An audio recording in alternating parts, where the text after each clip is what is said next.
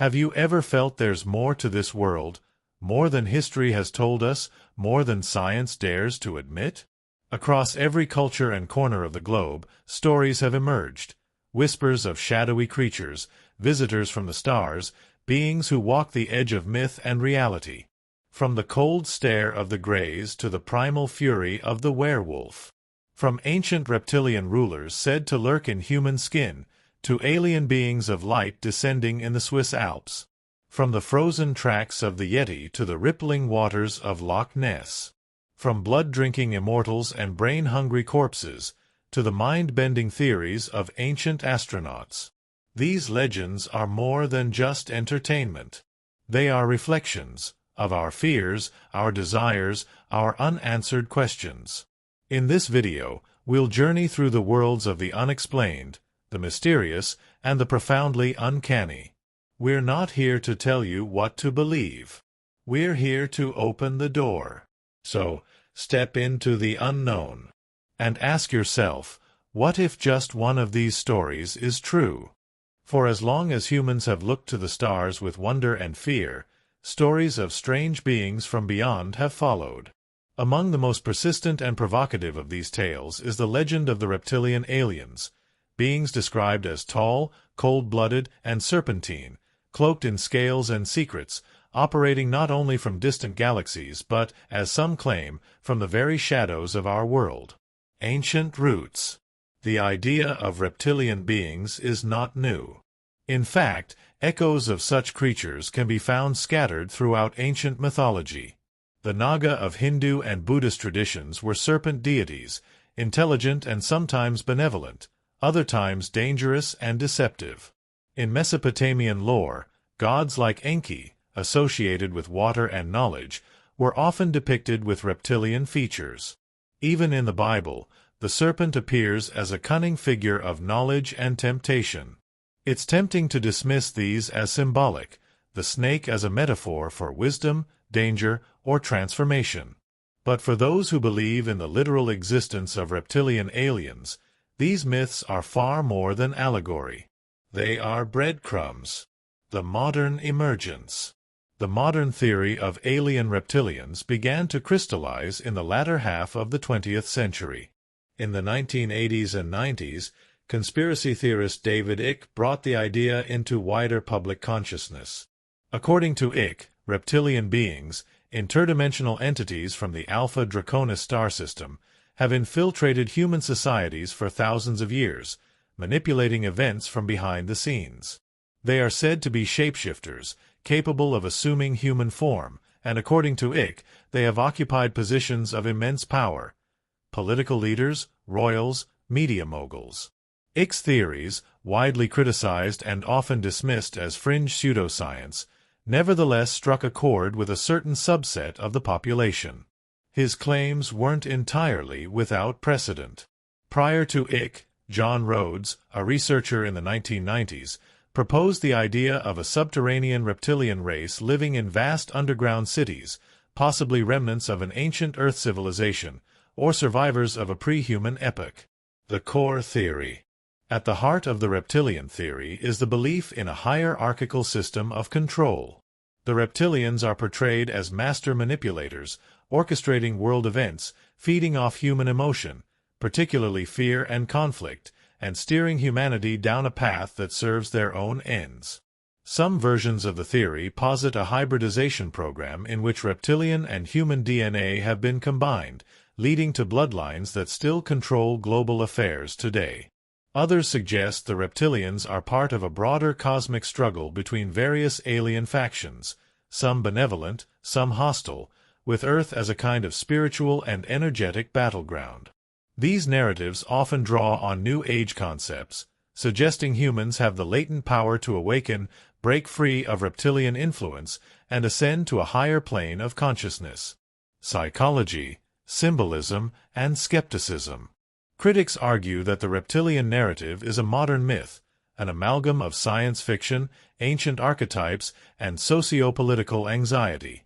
Psychologists have noted that the idea of reptilian overlords plays into primal fears. Fear of the unknown, of being controlled, of something cold and inhuman wearing a human mask. Theories of reptilian infiltration have also been scrutinized for their resemblance to older conspiracy tropes with problematic and sometimes anti-Semitic undertones, repackaged in sci-fi garb. Yet for others, these stories persist because they feel, on some level, true, not in a literal sense, necessarily, but metaphorically.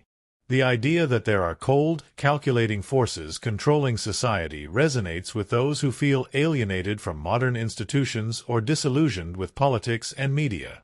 Today's reptilian lore. In today's digital age, reptilian theories have evolved alongside the Internet.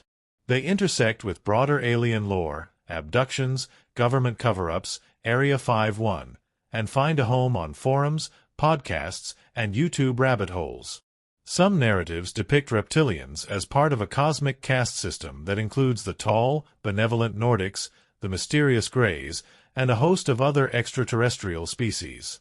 Others place them at the apex of a secret cabal, lurking just beyond the veil of public perception. And yet, despite, or perhaps because of, their fantastical nature, reptilian theories endure. They walk the strange line between myth and belief, fiction and fear, echoing the oldest stories told by firelight under alien skies. In the end, whether one sees reptilian aliens as real, metaphorical, or something in between, they remain a mirror, a projection of humanity's deepest fears and questions. Who is really in control? What lurks beneath the surface of the world we think we know? The Old Blood, a history of werewolves. For as long as stories have existed, so too have stories of transformation, of man becoming beast under the sway of the moon, of a civilized mind slipping into primal savagery. The werewolf is one of humanity's oldest monsters, and also one of its most symbolic, a creature caught between two natures, both man and wolf, reason and instinct. The roots of the werewolf myth run deep, tangled in ancient folklore from across the world. In Greek mythology, there's the tale of King Lycaon, who, according to legend, served the god Zeus a meal of human flesh. As punishment, Zeus transformed him into a wolf, thus giving us the term lycanthropy, still used today to describe both the myth and the rare psychological condition in which a person believes they are a wolf. But it wasn't just Greece. The Norse sagas spoke of berserkers, warriors who donned wolf or bear pelts and entered a trance-like state of battle fury, said to be immune to pain, driven by an animalistic rage. In Slavic and Eastern European traditions, tales of wolf people were common and often feared, linked to the wilderness, the dark forest, and the uncanny. By the Middle Ages, the werewolf had become a symbol of the devil, heresy, and forbidden power. During the same era that saw witch hunts sweep through Europe, suspected werewolves were also persecuted, accused of shape-shifting, murder, and sorcery. In 16th-century France, the werewolf of Bedburg terrorized villages, and a man named Peter Stump was tried and executed for allegedly transforming into a wolf and committing unspeakable acts. Whether he was a serial killer, a scapegoat, or a victim of mass hysteria, the werewolf legend was cemented in blood and fear. The duality within. What makes the werewolf myth so enduring? Perhaps it's because it speaks to something fundamentally human, the tension between our refined surface and the wildness underneath. Where vampires are cold and calculating, werewolves are raw and emotional, creatures of impulse, driven by lust, hunger, rage. Psychologically, the werewolf can be seen as a metaphor for repressed emotion, trauma, or identity crisis.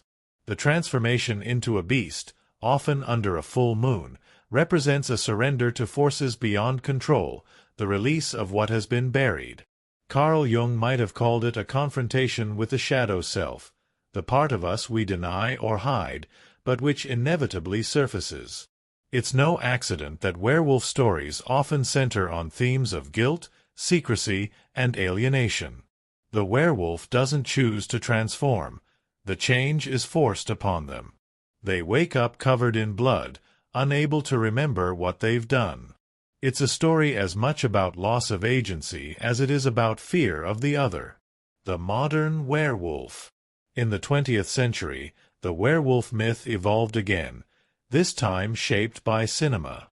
The Wolfman, 1941, introduced many tropes we now consider essential. The full moon trigger, the cursed bite, the tragic antihero. Later films like An American Werewolf in London and The Howling updated the horror with visceral transformation scenes and psychological depth.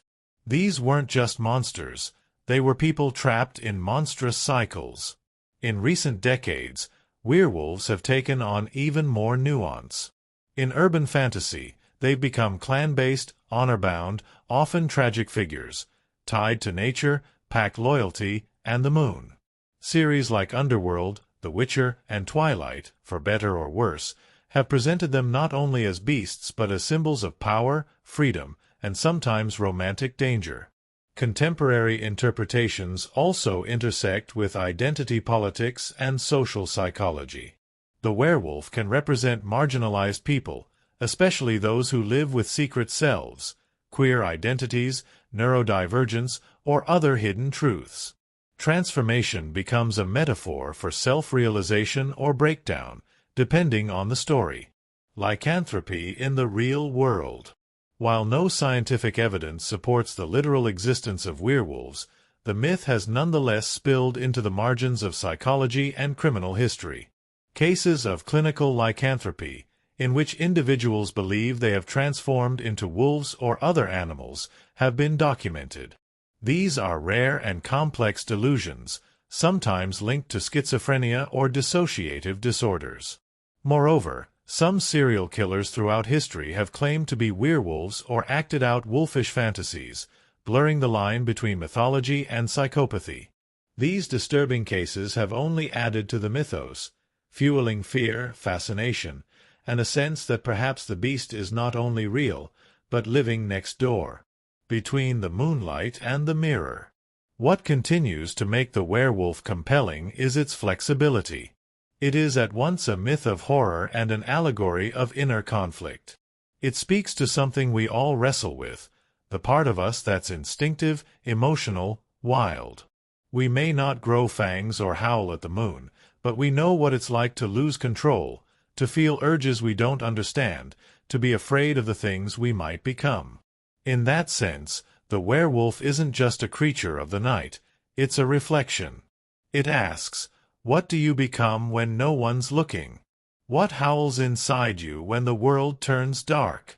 And maybe, in answering that, we learn not just what the werewolf is, but what it means to be human. The face in the dark, the Greys. Among the many beings whispered about in UFO lore, none have etched themselves so deeply into our collective imagination as the Greys. Slender, hairless, and eerily humanoid, with skin the color of ash and eyes like polished obsidian, they have become the archetypal alien, the face on the cover of conspiracy books, the visitor in dreams, the silhouette behind the window late at night. But where did this image come from, and why does it persist so stubbornly in modern consciousness? Origins of the Grey. The story of the Greys, as it is understood today, emerged not from ancient mythology, but from the strange twilight between memory, dream, and fear. It began in earnest in 1961, with the now infamous Betty and Barney Hill abduction case. The Hills, a married couple from New Hampshire, reported being taken aboard a spacecraft by small, gray-skinned beings with large, almond-shaped eyes. Under hypnosis, Betty described them as emotionally distant but scientifically curious, almost robotic in demeanor, yet undeniably intelligent. This was one of the first widely publicized alien abduction accounts, and it set the template for what would follow. In the decades after, a tidal wave of similar stories surfaced. People all across North America and beyond described nearly identical beings.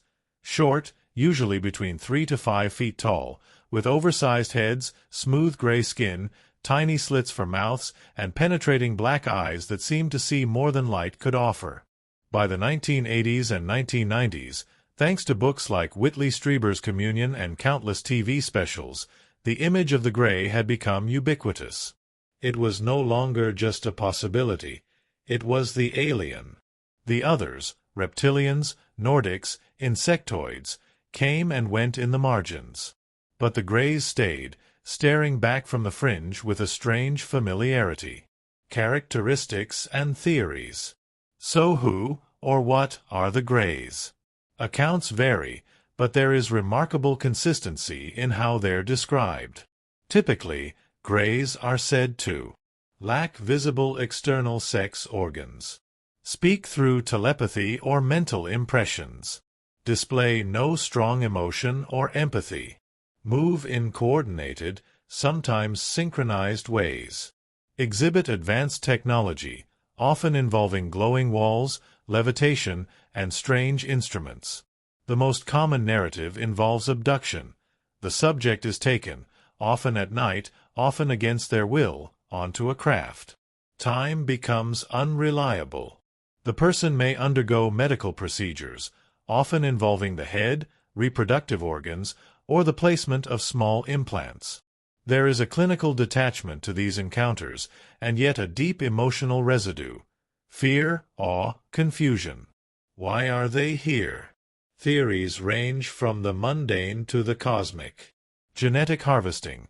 Some believe the Greys are a dying species, lacking the ability to reproduce.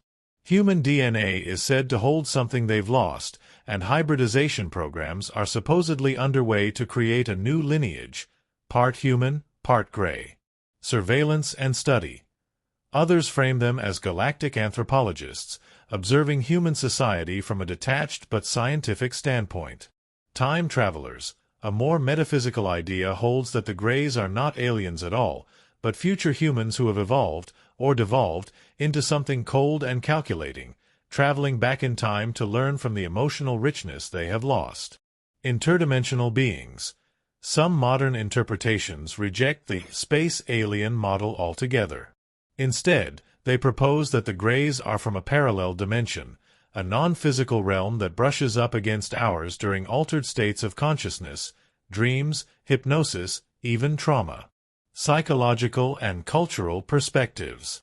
Of course, skeptics have long argued that the Greys are a product of cultural osmosis, that once the image entered pop culture, it began to shape memories and dreams alike. Others suggest they are manifestations of sleep paralysis, a condition where one wakes up unable to move, often accompanied by the sense of a presence in the room. But even this psychological explanation leads to further questions. Why the consistency? Why the same face, again and again, across cultures and decades? Could the Greys be a kind of modern archetype, a stand-in for the unknowable, for our anxieties about technology, control, and identity? Some even draw parallels to ancient entities. Are the Greys the jinn of old Arabia, the fae of Celtic lore, reimagined in a space-age skin?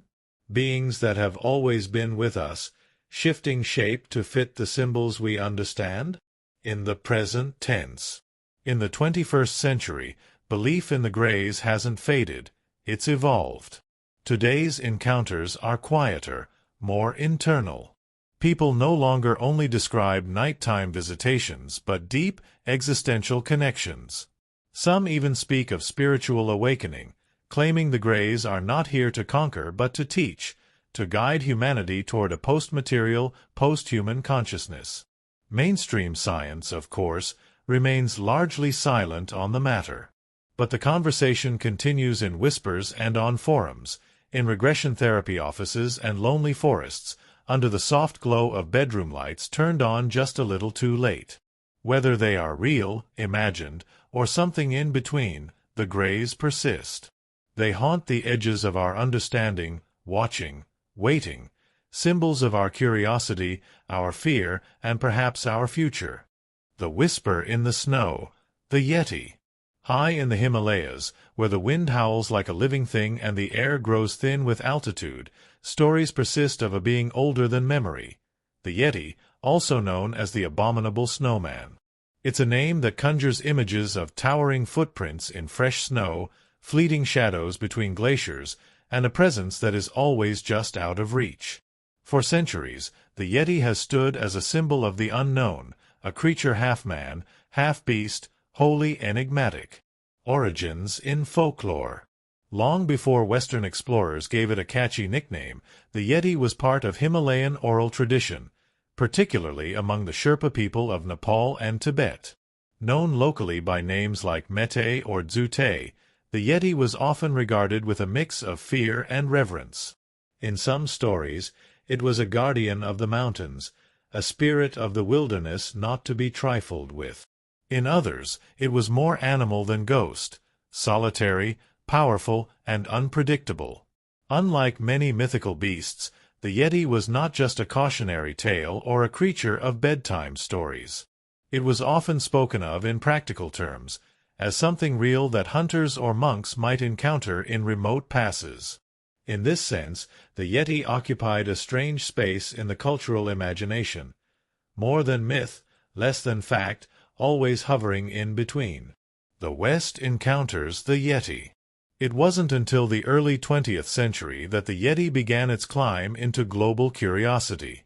In 1921, during a British expedition to Mount Everest, explorer Lieutenant Colonel Charles Howard Berry reported hearing of strange footprints from local guides.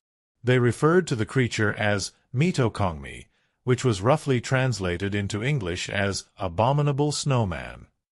The phrase stuck, and the legend grew.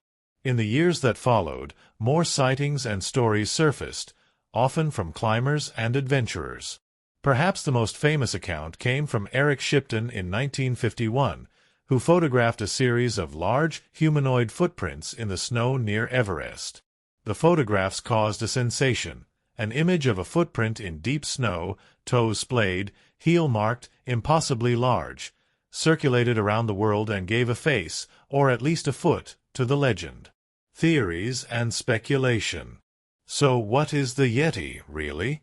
One theory places it in the realm of undiscovered primates. Cryptozoologists have suggested that the Yeti could be a surviving population of Gigantopithecus, a massive ape species believed to have lived in Southeast Asia hundreds of thousands of years ago. Though mainstream science holds that Gigantopithecus likely went extinct long before humans arrived in the region, the theory appeals to those who believe ancient lineages may still persist in the world's most remote places. Others propose that sightings of the Yeti are misidentifications of known animals, like the Himalayan brown bear, whose size and gait could leave confusing tracks in the snow. Some have suggested the Yeti could be a hybrid of local bear species or even a behavioral anomaly. Bears walking on hind legs, for example, could leave bipedal-looking prints under certain conditions.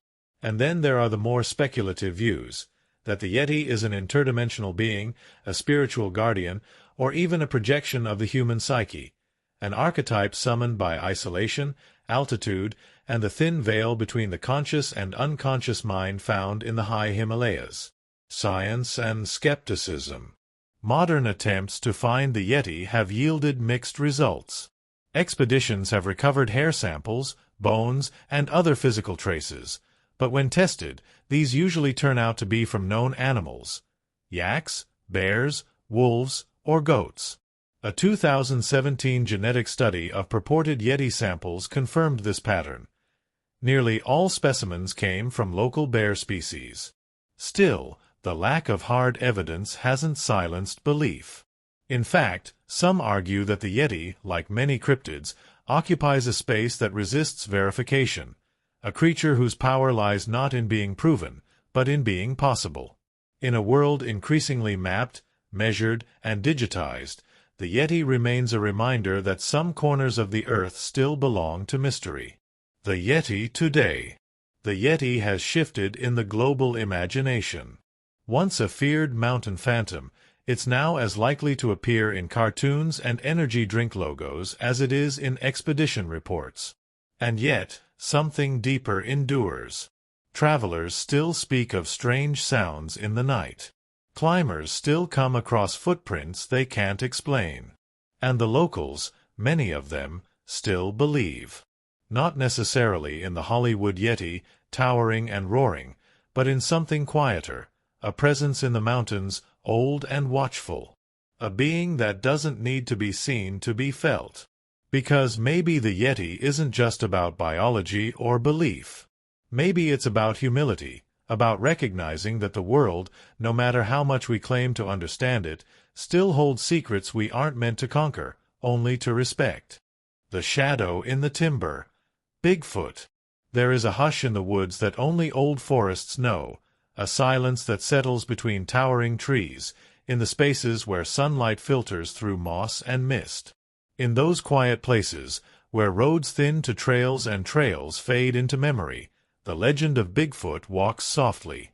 Known by many names, Sasquatch in the Pacific Northwest, skunk ape in the American South, yowie in Australia, Yeti in the Himalayas, the idea of a large, hair-covered, bipedal creature living on the fringes of human civilization is a global one. But in North America, Bigfoot holds a unique place, a folkloric figure, a possible cryptid, a cultural icon both feared and beloved. Ancient echoes. Long before European settlers arrived in North America, indigenous peoples across the continent told stories of giant beings of the forest. The STSAL's First Nation of British Columbia, for example, speak of Sask ETS, a protector of the land with great strength and spiritual significance. These stories did not present the creature as a mindless brute, but rather as an intelligent and elusive guardian, sometimes a trickster, sometimes a teacher. Throughout the Pacific Northwest, tribes like the Lummi, Salish, and Nuuch'Anulth all had variations of this wild being in their oral traditions. These were not legends meant to entertain.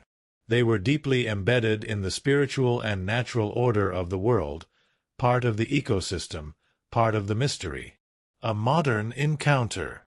The modern Bigfoot craze began to crystallize in the mid-20th century, particularly after a 1958 article in the Humboldt Times reported large footprints found near Bluff Creek, California. Though some of those tracks were later revealed to be a hoax, the seed had been planted. Then came the moment that changed everything. The Patterson-Gimlin film, shot in 1967. Just under a minute of shaky footage, filmed in the Six Rivers National Forest, purporting to show a large hairy figure striding along a creek bed. The creature turns its head toward the camera in mid-step, a now iconic glance that has been scrutinized, debated, and mimicked ever since. To this day, the Patterson-Gimlin film remains a cornerstone of Bigfoot lore. Some insist it's a person in an elaborate suit. Others believe it captures something real, something not quite human, moving with a weight and grace difficult to fake. For believers, it's the Rosetta Stone. For skeptics, it's a compelling mystery at best, a hoax at worst. What is Bigfoot? Theories about Bigfoot's true nature are as varied as the forests it supposedly inhabits. The most common view is that it is a relic hominid, a surviving population of Gigantopithecus, Paranthropus, or some other ancient ancestor of modern humans, thought long extinct. Under this theory, Bigfoot is flesh and blood, a nocturnal, intelligent primate that has simply mastered the art of evasion. Others suggest Bigfoot is not entirely biological. In some encounters, people report sudden electromagnetic disturbances, camera failures, feelings of dread, or even telepathic communication. These reports have fueled more metaphysical theories, that Bigfoot is interdimensional, capable of phasing in and out of our reality, or that it's a spirit being, an echo from a different time or realm. A small but fascinating fringe proposes Bigfoot is connected to UFO phenomena. Witnesses have claimed sightings of Bigfoot-like creatures in the same areas where strange lights have appeared in the sky. In this view, Bigfoot may be part of a larger, more complex tapestry of unexplained phenomena. Less a creature and more a presence, a cipher in an ancient language we've forgotten how to read. Science, skepticism, and the search. Mainstream science remains, unsurprisingly, unconvinced. No body has ever been found. No DNA has been confirmed. Hair samples often turn out to belong to bears, deer, or humans. Tracks are dismissed as hoaxes or misidentifications. But here's the paradox. Despite the lack of hard evidence, sightings continue. Across North America, thousands of reports emerge every year, from hunters, hikers, law enforcement officers, and ordinary people with no incentive to lie. Many of them describe the same features: a creature between 7 to 9 feet tall, broad-shouldered, covered in dark hair, with long arms and an unnatural silence in its movements. Organizations like the Bigfoot Field Researchers Organization, BFRO, catalog these sightings, searching for patterns, gathering audio recordings, thermal images, and eyewitness accounts. And while most encounters yield little more than questions, the mystery only deepens. The cultural footprint. In a world that is increasingly urban, digitized, and controlled, Bigfoot offers something rare, a wild unknown. A whisper that not everything has been mapped. That somewhere, just beyond the edge of the trail, something ancient still walks, untouched by time or technology. The creature has become more than a mystery. It's a mirror. To some, Bigfoot represents a lost connection to nature. To others, it's a symbol of what lies beyond science. To many, it's simply fun, a campfire story, a puzzle that keeps the spirit of wonder alive. But perhaps most intriguingly, Bigfoot is a test of belief, not necessarily in monsters, but in possibilities. In the idea that something can exist just beyond proof, that not all truths come with a photo or a file. Some are found in the hush between trees, in the moment when you stop walking and realize you're not alone. Beneath the surface, the legend of the Loch Ness Monster. In the rolling highlands of northern Scotland, there lies a lake shrouded in mist, mystery, and more than a few whispered tales. Loch Ness, a deep, dark freshwater loch stretching over 20 miles, has long been the rumored home of something ancient, something elusive. The creature goes by many names, but most know it as Nessie, the Loch Ness Monster. For decades, Nessie has been a source of fascination and debate. A shape just beneath the water, a ripple that shouldn't be there, a long neck breaching the surface before vanishing again into the deep. It is one of the world's most famous cryptids, and yet its true nature remains as murky as the loch itself. Ancient roots. The legend of a creature in Loch Ness is not a modern invention. In fact, the first recorded sighting dates back to 565 AD, when Street Columba, an Irish missionary, is said to have encountered a water beast in the River Ness. According to the account, the creature attacked a swimmer, only to retreat when Columba made the sign of the cross. While this tale is wrapped in Christian myth and miracle, it nonetheless planted the seed of something strange dwelling in those waters. Over the centuries, local folklore spoke of lake monsters and mysterious creatures in Scotland's lochs, but it wasn't until the 20th century that Nessie made her global debut. The modern phenomenon. The modern legend of Nessie was born in 1933, when a couple driving along the newly completed road beside the loch claimed to have seen an enormous animal rolling and plunging through the water.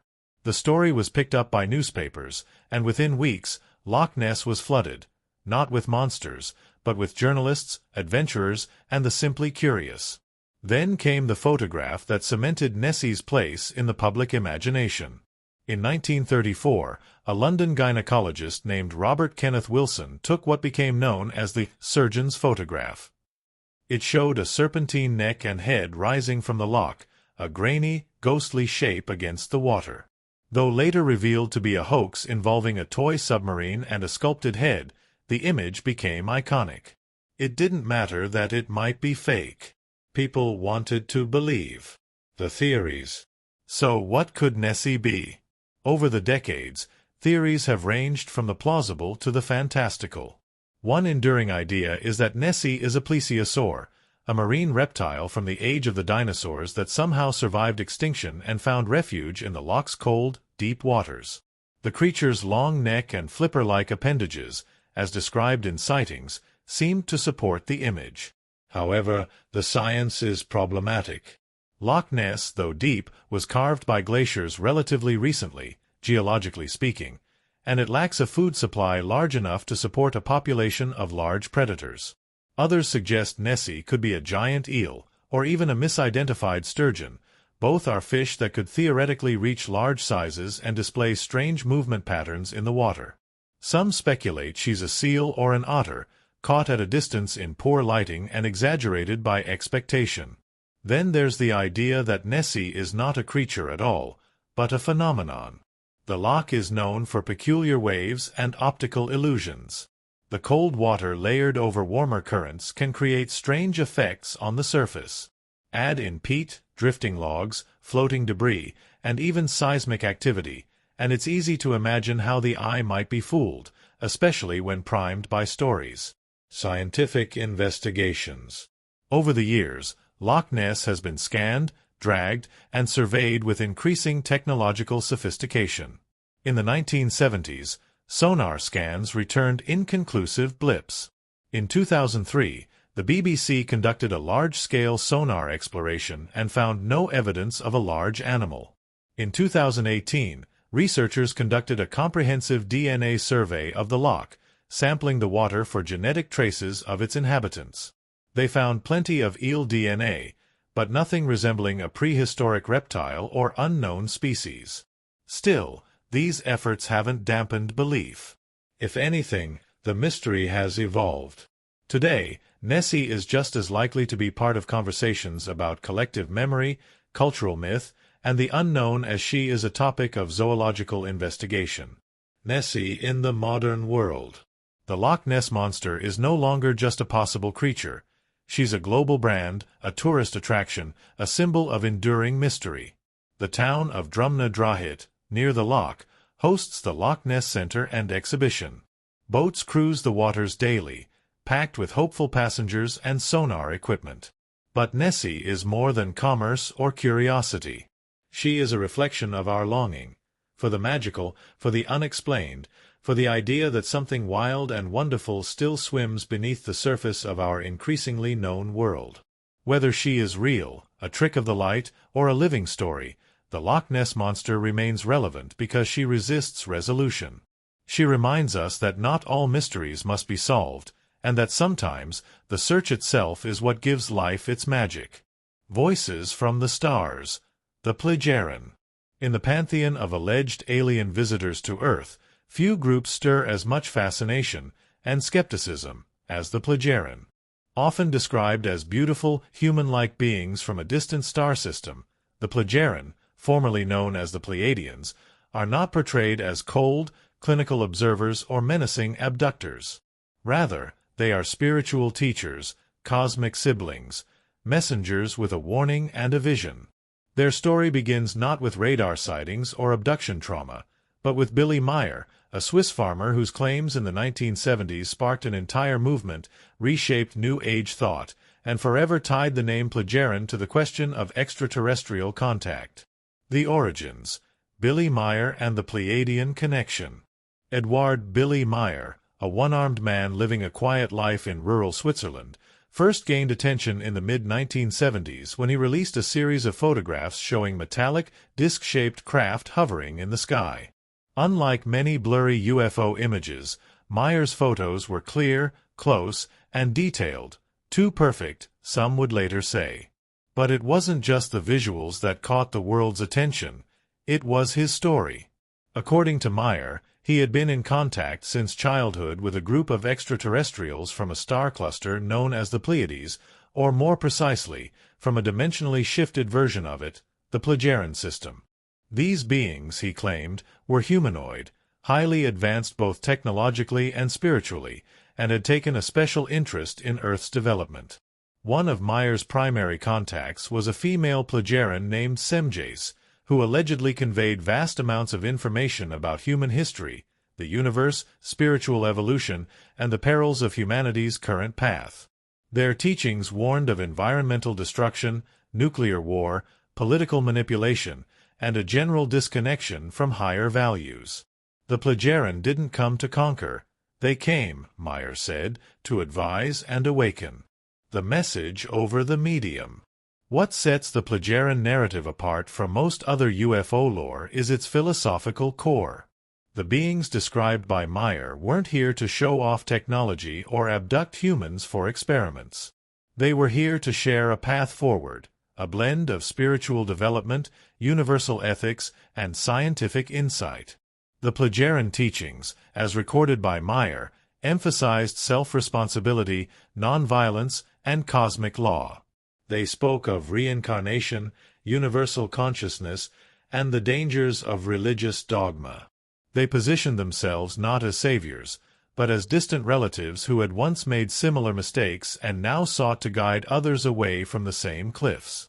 This messaging found fertile ground in the New Age movement, particularly during the 1980s and 1990s. Many who were disillusioned with organized religion, politics, and materialism found in the Plejaren teachings a sense of purpose, an idea that Earth was part of a larger galactic family, and that humanity had potential beyond its current chaos. The controversy. With notoriety, of course, came scrutiny. Skeptics and UFO researchers alike challenged Myers' claims. His photos were analyzed and critiqued. Some concluded they were hoaxes made with models. Others argued the lighting and clarity were unnatural. Eyewitness testimony was inconsistent, and Myers' isolation from the wider UFO community raised eyebrows. The more esoteric aspects of his story, telepathic transmissions, time travel, and a vast historical narrative involving everything from Atlantis to ancient alien wars, only deepened the divide between believers and skeptics. Some former followers distanced themselves, claiming inconsistencies or authoritarian control in Myers' organization. Still, Meyer and his supporters held firm, maintaining that the contact was genuine and ongoing. They rebranded the beings as Plejaren, emphasizing their origin in a space-time shifted dimension near the Pleiades rather than the Pleiades as we understand it from Earth. Theories and interpretations. The Plejaren narrative has inspired a range of interpretations. Literal believers accept Myers' accounts as truth, viewing the Plejaren as active participants in Earth's awakening and the photographs and transcripts as valuable evidence. Symbolic interpreters see the Plejaren as a form of higher consciousness or inner guidance. From this perspective, the contact isn't physical but spiritual, an awakening to a broader, more compassionate understanding of reality. Skeptics view the entire affair as either a deliberate hoax or a psychological manifestation, perhaps a complex delusion born from Myers' isolation and a deep yearning for cosmic meaning. In the wider context of UFO lore, the Plejaren stand out not just for their message, but for their appearance. Unlike the Greys or Reptilians, they are described as tall, fair-skinned, often Nordic-looking, and indistinguishable from humans in many ways. This has led some to accuse the narrative of cultural bias, projecting Western ideals onto alien forms. Where the story stands today. Though Billy Myers' story has faded somewhat from the mainstream, his work still circulates. His writings, photographs, and teachings are maintained by the FIGU, Free Community of Interests for the Border and Spiritual Sciences and Ufological Studies, in Switzerland. New generations occasionally discover the Plejaren through online forums, YouTube videos, or spiritual communities seeking messages from the stars. The Plejaren mythos endures not because it offers proof, but because it offers hope. It paints a universe where intelligence and empathy coexist, where advanced beings care enough to reach out, not to dominate, but to guide. In that vision, whether one takes it as literal truth or mythic allegory, there's something undeniably human. We've always looked to the stars and seen ourselves reflected back. The Plejaren, perhaps, are that reflection, not as we are, but as we could be. Lords of the deep past, the Anunnaki. In the dust of ancient Mesopotamia, long before the rise of Greece or Rome, a cradle of civilization stirred with its own epic myths, stone-carved legends, and whispers of gods who walked among men. These gods, known collectively as the Anunnaki, were not just deities of wind, sky, and earth. To some modern thinkers, they were something more, visitors from beyond the stars, architects of civilization, and perhaps even the original engineers of the human race. The Anunnaki first appear in the myths of Sumer, the earliest known civilization, which thrived in what is now southern Iraq around 4000 BCE.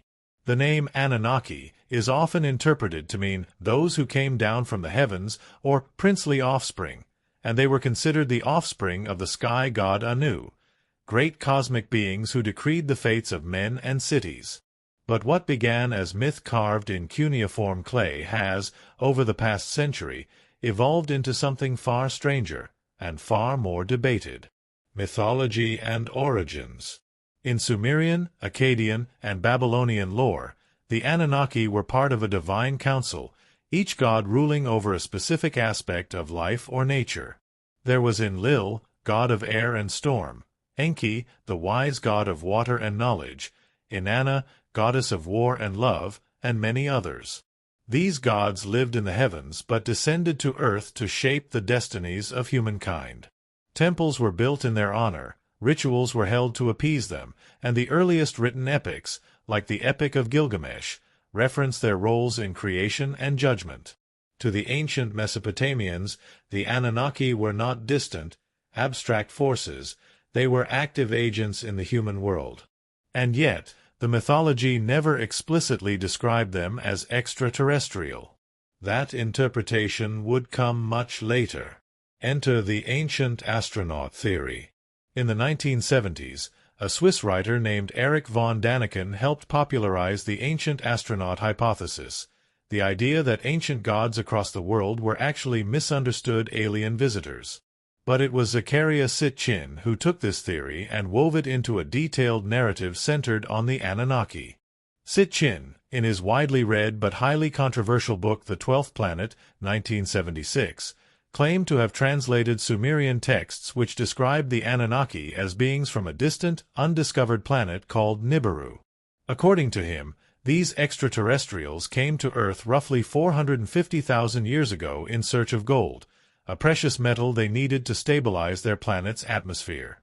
Unable to mine efficiently themselves, the Anunnaki allegedly genetically engineered early hominids, blending their own DNA with that of primitive humans to create a new species, Homo sapiens.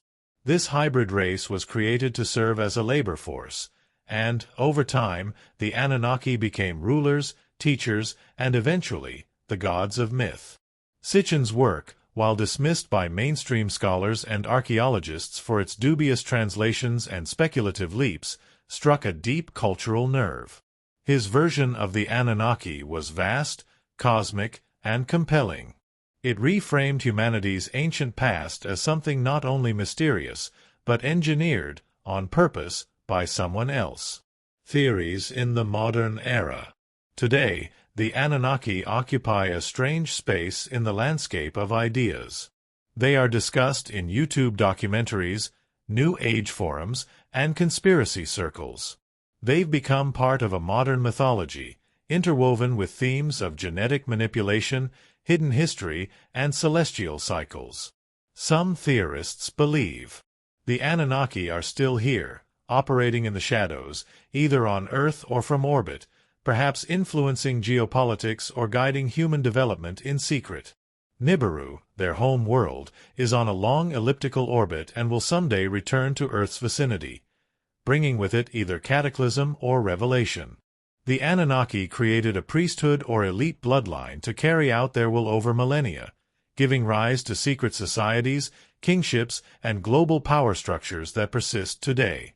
Others take a more symbolic approach, seeing the Anunnaki not as literal aliens but as metaphors for higher consciousness or forces of evolution, or even as a personification of the hidden hand of fate, the strange sense that we were designed or nudged, rather than having emerged purely by accident.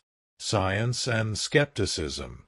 Mainstream archaeologists and historians are almost universally critical of Anunnaki as alien theories.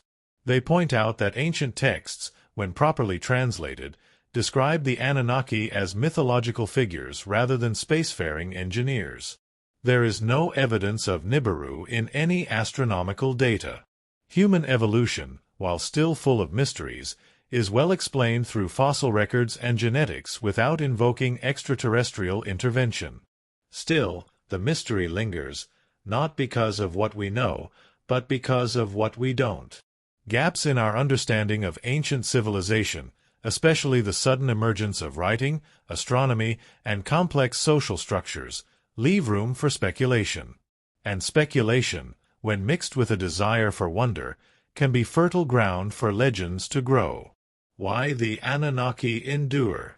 Perhaps we are drawn to the Anunnaki not because they are alien, but because they are familiar. They reflect something deep in the human psyche, a longing to understand where we came from, to believe we are part of a larger cosmic story, that we were made with purpose. The idea of the Anunnaki speaks to our twin hungers, for meaning and for mystery. Were they real? Are they still watching? Or are they just the stories we tell ourselves when the stars feel too far away? Whatever the answer, the Anunnaki endure, not just in ancient stone and forgotten languages, but in the modern imagination, where myth and memory meet under the shadow of time. Echoes from the sky, the story of ancient aliens. Beneath the worn stones of lost temples, in the lines of prehistoric cave paintings, and atop windswept plateaus where monoliths rise from the earth like fossilized questions, a mystery has long lingered. Did beings from the stars visit Earth in our distant past? Did they walk among early humans, offering guidance, or perhaps demanding worship? This is the provocative premise of the ancient aliens theory, that extraterrestrials played a formative role in the development of early civilizations. For some, it's a thrilling possibility. For others, a pseudoscientific fantasy. But either way, it's a story that refuses to go away. The roots in ancient myth. The idea of sky beings or gods descending to Earth is not unique to any one culture. Around the world, in every corner of the ancient world, stories have been passed down about powerful beings who came from above, often bringing fire, knowledge, or tools of power.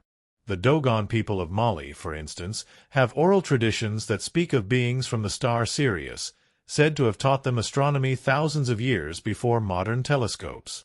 In India, the Vedic texts describe Vimanas, flying chariots used by gods in epic battles, complete with advanced weaponry and aerial maneuvers.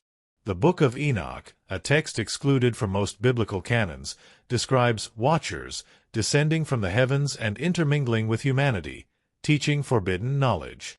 These stories, to ancient peoples, were not science fiction. They were reality as they understood it.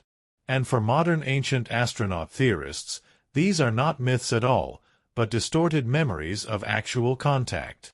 Erich von Däniken and the Modern Movement. The contemporary ancient aliens theory truly gained momentum in the 1960s, with the publication of Erich von Däniken's Chariots of the Gods. In it, von Däniken asked provocative questions. How did ancient civilizations move massive stones without modern machinery? Why do so many ancient artworks depict figures in helmets, flying machines, or with strange proportions? Could the gods of old have actually been visitors from other worlds? Von Däniken's book was a global phenomenon. It didn't claim to have all the answers, but it asked questions that struck at something primal. The idea that humanity's ancestors were visited, and perhaps influenced, by extraterrestrial beings was both humbling and electrifying. The theory gained further traction with works like Zecharia Sitchin's The Earth Chronicles, which proposed detailed interactions between humans and beings called the Anunnaki, whom Sitchin claimed came from a planet called Nibiru and helped engineer human life for their own purposes. Artifacts and enigmas. Proponents of the ancient aliens theory point to a range of physical and artistic evidence to support their claims. The Great Pyramids of Giza, aligned with astonishing astronomical precision, with blocks weighing tons, lifted to dizzying heights. The Nazca Lines in Peru, massive geoglyphs etched into desert plains that seem comprehensible only from the sky. Puma Punku in Bolivia, where massive stones are carved with almost impossible precision, as if shaped by machine tools. The sarcophagus lid of King Pacal in Palenque, Mexico, which von Däniken famously interpreted as depicting an ancient astronaut in a rocket ship. To skeptics, these are impressive but explainable feats of ancient engineering and art.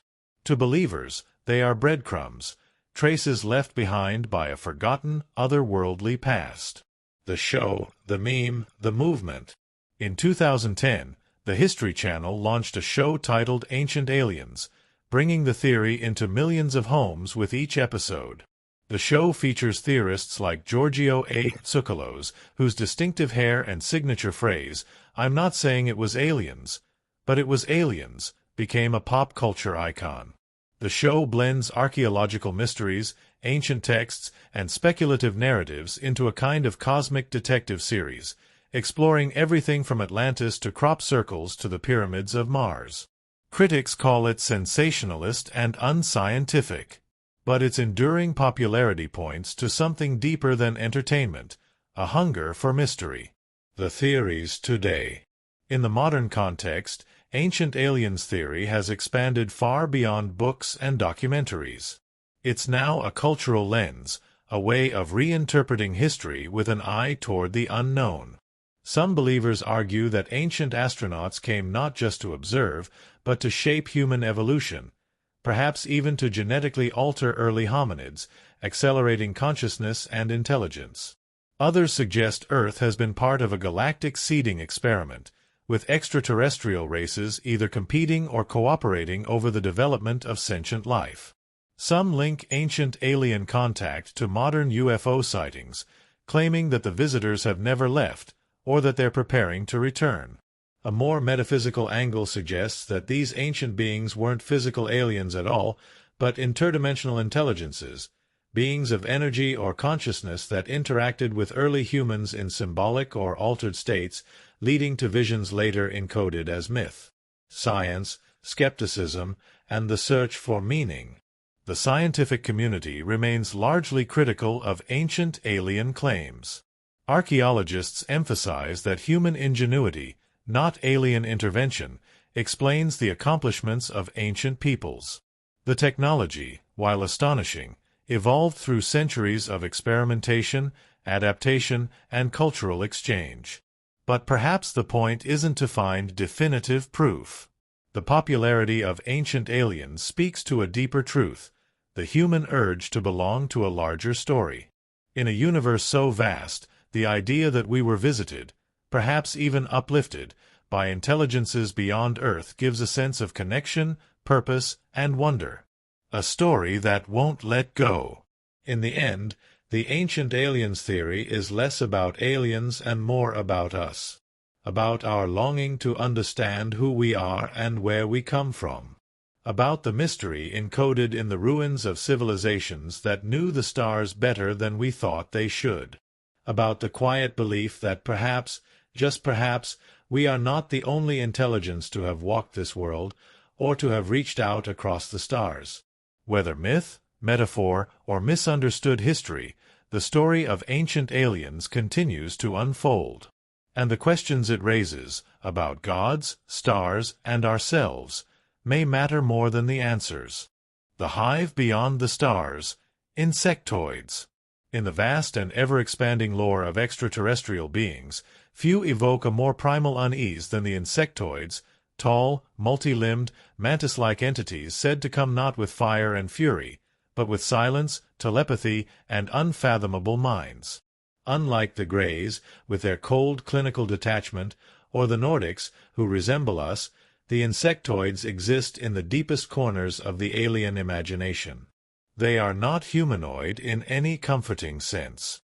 They are, in a word, other. And yet they recur. Again and again, across decades and continents, witnesses and abductees report encounters not just with small gray beings, but with taller figures, watchers, directors, who seem insectal in form and presence. Towering mantis-like shapes. Faceted eyes. Radiating intelligence. Something ancient. Something calm. Something watching.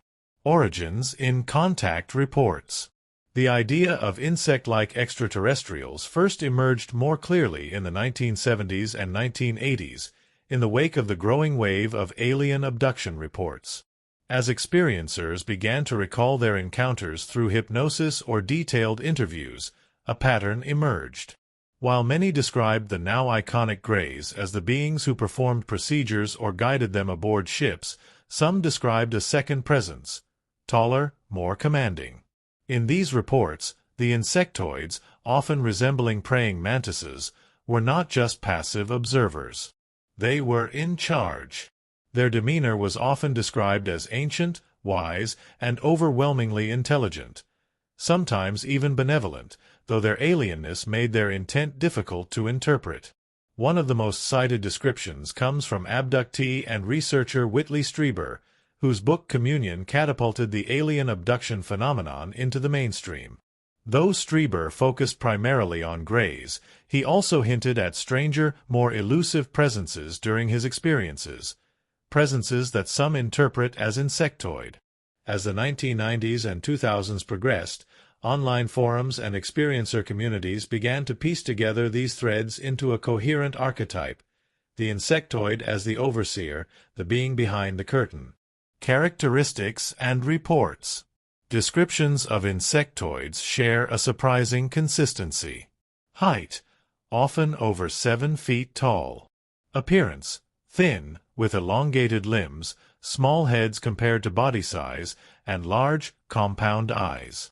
Resembling Earth's mantises, beetles, or ants, but walking upright and radiating intelligence. Mannerisms, calm, deliberate, often motionless. They may communicate telepathically, sending not words but concepts, emotions, and entire thought structures. Role, often described as leaders, scientists, or spiritual beings. They seem to direct the greys or oversee hybridization programs in certain contact narratives. Presence. Many experiencers report an overwhelming sense of awe, respect, or even reverence, though others feel paralyzed with fear. As with the mantis on Earth, it's hard to know whether the stillness hides peace or predation. Theories and interpretations. Theories about the insectoids vary wildly, reflecting the blurry boundary between alien lore, psychology, and myth. Galactic scientists or elders. Some believe insectoids are part of a multi-species alliance, perhaps even at the top of a hierarchy. They are thought to be ancient, spiritually advanced, and deeply focused on long-term evolutionary experiments involving human DNA and consciousness. Architects of reality. In more esoteric interpretations, insectoids aren't biological beings at all, but hyperdimensional intelligences, interacting with our reality from higher frequencies or densities. In this view, they may appear insect-like simply because our minds project familiar biological patterns onto their truly alien forms. Hive-minded masters. Another theory draws on the hive behavior seen in Earth insects, suggesting that insectoids represent a collective intelligence. To them, individuality may be irrelevant. Their goals, emotions, and ethics may be structured around something we simply cannot grasp, a group soul or interlinked consciousness. Psychological archetypes. Skeptics and psychologists sometimes frame insectoids as internal projections, archetypes representing control, detachment, or primal fear. Just as dreams produce monsters in the shapes we instinctively fear, so too might altered states produce alien figures that resemble Earth's most alien life forms, insects. Symbolic shamans or teachers. In some modern spiritual frameworks, insectoids are viewed as guides, beings that awaken dormant parts of the psyche or prepare humans for a transformation in consciousness. Some who have encountered them describe the experience as profoundly enlightening, even life-changing. The insectoids in pop culture. Though less commonly portrayed than the greys or reptilians, insectoids have crept into popular culture in subtle ways. Science fiction and horror frequently blend insect traits into alien designs to evoke unease. Think of the xenomorph in Alien, the bugs of Starship Troopers, or the mantis-like beings in more recent series like Love, Death, and Robots. In these portrayals, the insectal form signifies intelligence without empathy, a life form evolved down a radically different path, perhaps more efficient, but utterly foreign to human morality. And yet, not all depictions are malevolent.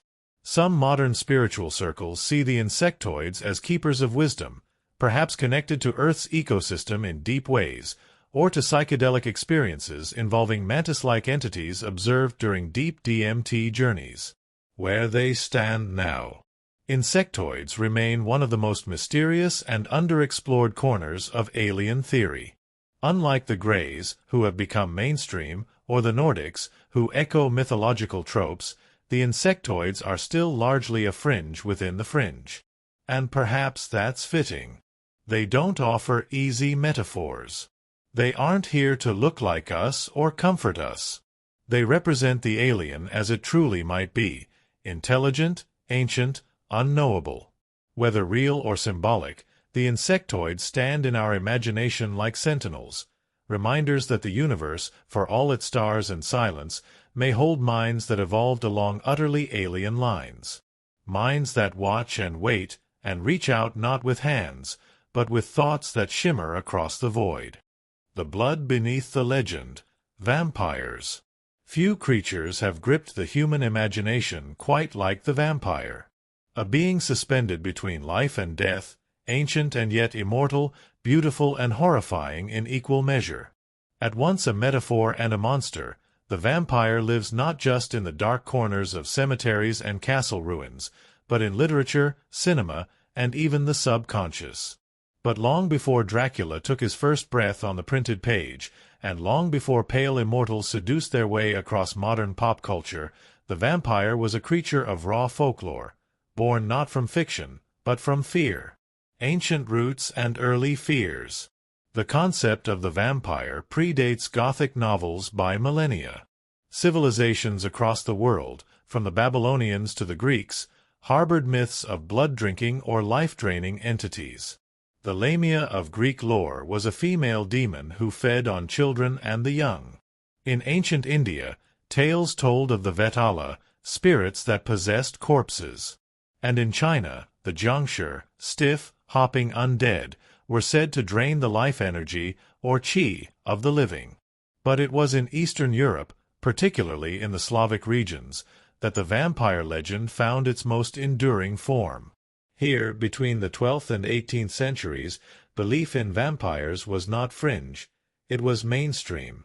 Corpses were exhumed, staked, burned, or reburied with protective charms to prevent them from rising. People feared that those who died under mysterious or violent circumstances, or those whose bodies failed to decompose properly, might return to drink the blood of the living. These fears weren't just superstitions. They were real enough to prompt government edicts, religious intervention, and even proto-forensic investigations. The vampire, then, was not merely a story, it was an explanation. A way to understand disease, sudden death, or the eerie quiet of the graveyard. The birth of the modern vampire. The vampire began to transform in the 18th and 19th centuries, with the rise of Gothic literature and Romanticism. These movements didn't just sanitize the vampire, they elevated it, imbuing it with sexuality, mystery, and tragic beauty. One of the earliest literary vampires appeared in The Vampire, 1819, by John Polidori, whose character, Lord Ruthven, was based on Lord Byron and set the tone for the vampire as aristocrat. Then came Bram Stoker's Dracula, 1897, perhaps the most influential vampire novel of all time. Stoker's Dracula was both seductive and repulsive, an outsider and a threat to Victorian morality and modernity. With Dracula, the vampire entered global consciousness, not just as a thing to fear, but as a character, a mirror of desire, power, disease, and death. Vampires in the modern mind. In the 20th and 21st centuries, the vampire continued to evolve. From the haunting elegance of Bela Lugosi's Dracula, 1931, to the animalistic hunger of Nosferatu, to Anne Rice's melancholy and philosophical immortals in Interview with the Vampire, each iteration reshaped the myth to reflect the anxieties of its age. In the 1990s and 2000s, the vampire moved once more, this time into youth culture. Buffy the Vampire Slayer, Twilight, and True Blood reimagined vampires as romantic partners, moral dilemmas, or metaphors for teenage angst and sexual awakening. Today, the vampire has become almost genre-fluid, appearing in horror, romance, comedy, and even social allegory.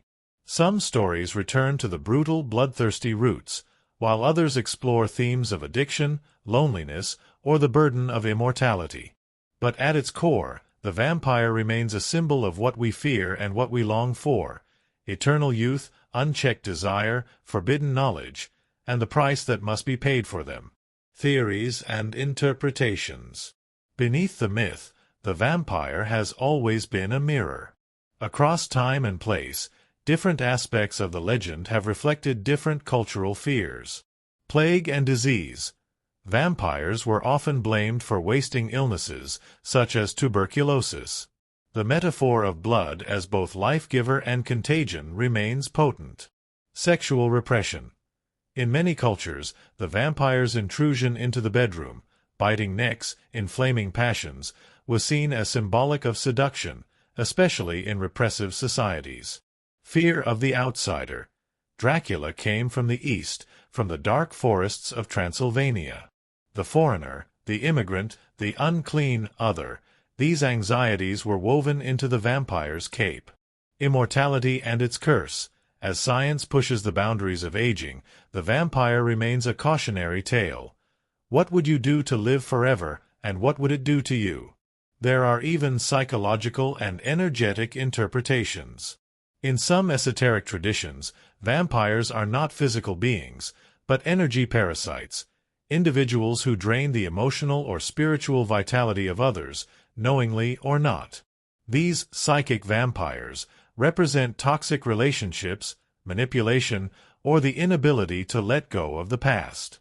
Real vampires? Interestingly, there are real-world subcultures of people who identify as vampires. Some drink small amounts of blood consensually, others claim to feed on energy. These communities, often spiritual or philosophical in nature, explore vampirism not as horror, but as identity, ritual, connection, and transformation.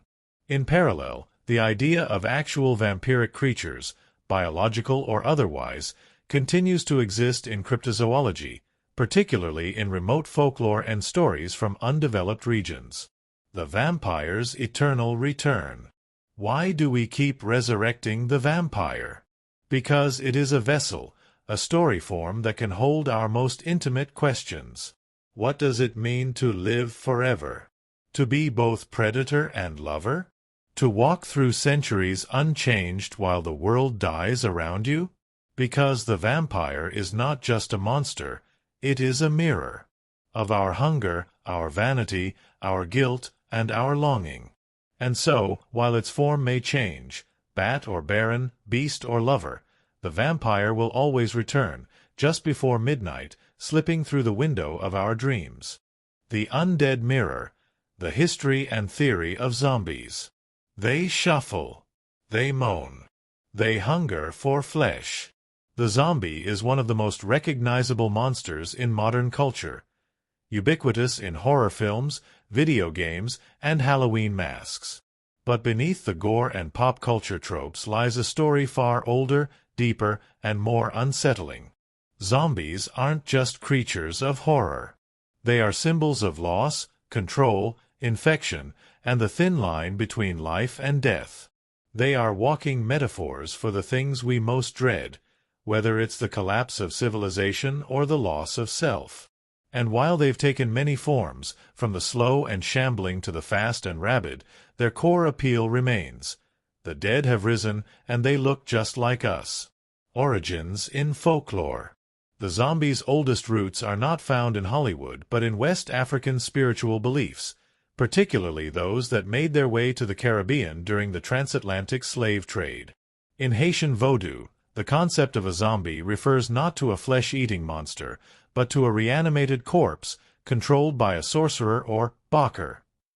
This zombie was a victim, someone whose soul had been stolen, their autonomy erased, forced to labor in a state between life and death.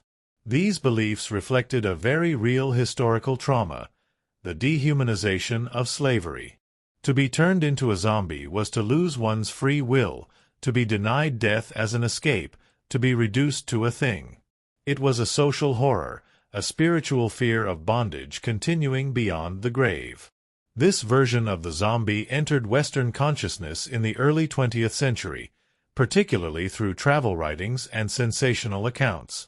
The 1932 film White Zombie, starring Bela Lugosi, was one of the first to depict this theme on screen, portraying the zombie as a mindless, enslaved worker under mystical control. But it was not until several decades later that the zombie was reborn into the form we know today. The Romero Revolution. In 1968, George A. Romero released Night of the Living Dead, and the zombie as we now understand it, undead, cannibalistic, contagious, was truly born. Romero's zombies weren't created by magic, but by an unexplained phenomenon, possibly radiation or a viral outbreak. What mattered more was what they represented. Romero's zombies were a mirror of societal decay. They lurched through shopping malls in Dawn of the Dead, 1978, mimicking consumerist habits. They became metaphors for mindless conformity, racial tension, Cold War anxiety, and the loss of individuality in modern society. Suddenly, zombies weren't just victims, they were the threat. They came in hordes. They infected others. They didn't think, feel, or reason. And in their blank, dead eyes, people saw everything they feared the world could become. The evolution of the undead. Since Romero, the zombie has mutated with the times. In the 2000s, a new breed of fast, aggressive zombie emerged in films like 28 Days Later and World War Z. These weren't the dead brought back to life. They were the infected, the enraged. The virus took center stage, echoing public fears of pandemics, bioweapons, and societal collapse. Meanwhile, zombie narratives expanded. The Walking Dead didn't just explore survival. It explored the human condition under pressure. Who do we become when the rules break down? What do we protect? What do we sacrifice? Zombies also took strange detours into romance, Warm Bodies, comedy, Shaun of the Dead, and philosophy, Pontypool. And through it all, they remained uniquely adaptable, more framework than figure. A canvas upon which we project our fears, current theories, and symbolism. Today, zombies represent a vast spectrum of anxieties and metaphors. Pandemic fears. With outbreaks like SARS, Ebola, and COVID-19, the idea of infection spreading invisibly, rapidly, and irreversibly has only grown more potent. Loss of autonomy. The zombie is often seen as a metaphor for what happens when we lose control over our bodies, our minds, or our place in the world. It represents aging, dementia, addiction, consumerism, and automation. End of civilization dread. The zombie apocalypse has become a shorthand for the total breakdown of society, where order, infrastructure, and morality disintegrate overnight. It raises the timeless question, what would you do when the world ends? Class and consumption. In some readings, zombies are the ultimate consumers, never satisfied, always devouring. In others, they are the oppressed masses, reclaiming the world in a mindless revolt. Science, speculation, and real-world parallels. While no scientific basis exists for actual zombies, nature has eerie parallels. Certain parasites can control the behavior of insects, like the fungus Ophiocordyceps that turns ants into zombified climbers before killing them. Rabies, too, presents symptoms of aggression, fear of water, and the ability to spread through biting. Neurobiology, meanwhile, explores the concept of zombie behaviors, actions carried out without conscious thought, like sleepwalking, seizures, or extreme trauma responses. In this sense, the zombie reflects the borderlands of consciousness, the strange spaces where the mind breaks down. The zombie in the mirror. More than any other monster, the zombie is us. Not an alien, not a vampire aristocrat, not a god or beast, but human, distorted. The horror lies not just in the creature outside the door, but in the realization that we could become it. That we are already becoming it, Every time we go through the motions, lose our agency, or turn against each other. That's why the zombie endures, not just because it's scary, but because it's familiar. And as long as we wrestle with fear of death, disease, dehumanization, and disconnection, the zombie will rise again, shambling forward through every age that dares to bury it. Across mountains and myths, sightings and symbols, one thing becomes clear. These stories, of visitors, creatures, gods, and monsters, have stayed with us for centuries not because they are proven, but because they speak to something eternal in us. Our search for meaning, our fear of the dark, our hope that the universe is stranger and more alive than we've dared to imagine. Whether these beings are real, metaphorical, or something in between, they continue to haunt our dreams and fuel our curiosity. And maybe, just maybe, that curiosity is exactly what they want. Thank you for watching. If this journey stirred something in you, wonder, fear, fascination, don't forget to like, subscribe, and share the mystery. The unknown is far from over. Stay curious, stay open, and keep your eyes on the shadows.